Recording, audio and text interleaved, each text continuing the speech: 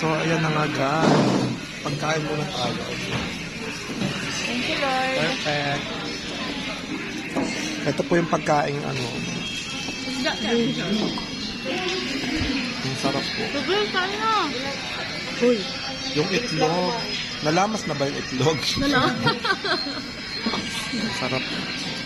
Ay, dapat ko lagi na mo kayo. Sige, be, tikman nyo lang. Tikiman ko lahat yung gamitin yung glass. Ito yung mga kasama natin na magaganda. Fresh, like a breath freshener. Ayan. Sarap. Wag na, be. Kaya nga itlog na maalat. Hindi ko muna kakainin yung kanin ko, baka hindi ko matikman lahat. Tinuruan na nila ako, huwag daw muna kanin. True.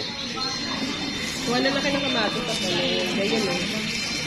Versus tama na, kumain ka na dyan. Kaya mo na